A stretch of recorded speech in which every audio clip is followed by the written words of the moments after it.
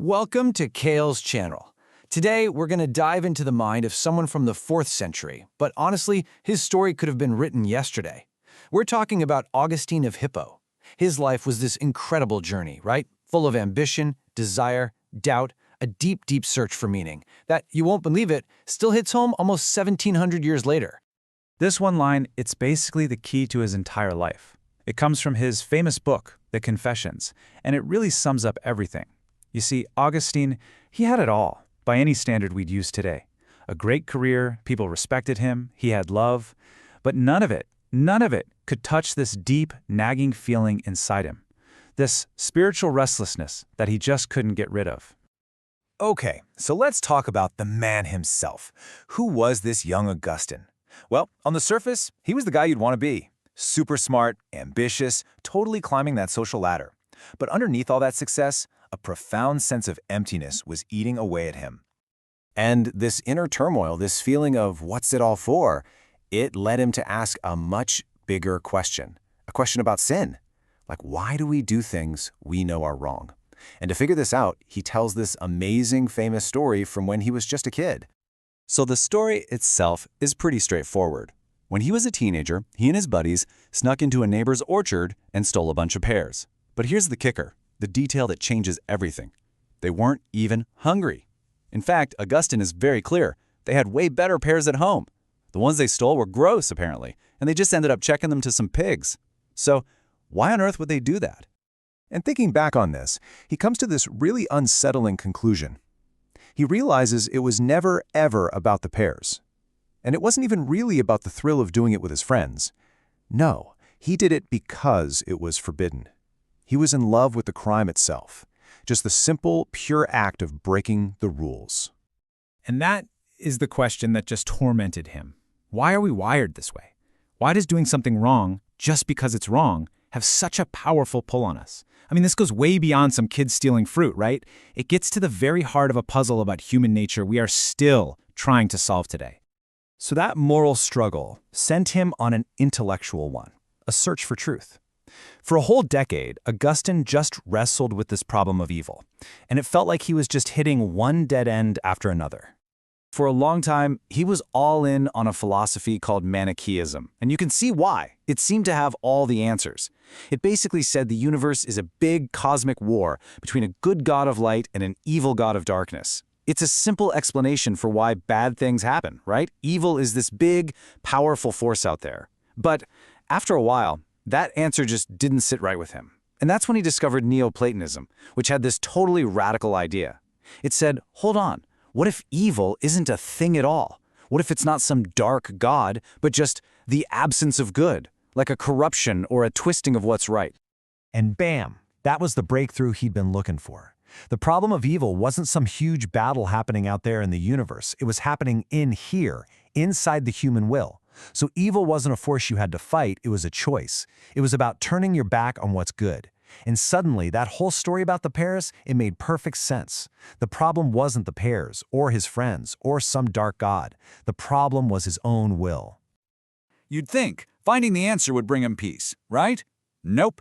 This huge intellectual discovery just led to an even bigger, more painful crisis, a war inside his own mind. He realized he had a divided will. And the way he describes this feeling, it's just so raw and relatable. He literally felt like he had two different people inside him, locked in a fight to the death. One part of him, his mind, knew the truth and wanted to live this virtuous life. But the other part, it was completely chained to his old habits, especially his desires. It was like his very soul was being torn in two. So he starts to think, how did I even get here? How did I get so trapped? And he basically maps it out like a chain reaction, which sounds a lot like a modern theory of addiction. It all starts with one bad choice, what he calls a perverse will. But if you keep making that choice, it turns into lust or craving. You keep giving in to that, and boom, it becomes habit. And once that habit is locked in, it feels like a binding necessity. It feels like a chain you just can't break. He saw himself as a slave to his own choices. And this leads to probably his most famous prayer, which just perfectly captures this internal battle. It's honestly kind of funny, but also so tragic and human. He wanted to be good. He desperately wanted to change, but just not yet, not right now. He wasn't ready to give up the very things that were making him so miserable. So this war raging inside him, it all comes to a head one afternoon. He's in a garden in Milan, and he is just completely trapped, completely at his breaking point. He writes about just throwing himself on the ground under a fig tree, just sobbing, absolutely broken. He's in total agony, yelling at himself, "How long am I going to do this? How long will I keep saying tomorrow, tomorrow? Why not now? Why can't this just end right this second?" And then, right in the middle of this complete breakdown, he hears something weird.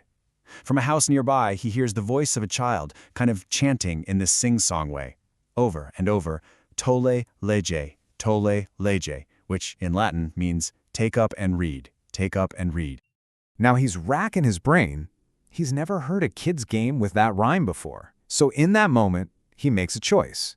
He decides this isn't just some random noise. He takes it as a command from God. He jumps up, runs back to his friend Alpius, grabs a book he'd left there, the letters of the Apostle Paul, and he just rips it open to a random page and reads. And the very first thing his eyes land on, it might as well have been written just for him in that exact moment. It spoke directly to the core of his entire struggle. It was like the perfect prescription for his specific problem, this endless battle with his desires and his habits. And the effect was instantaneous and total.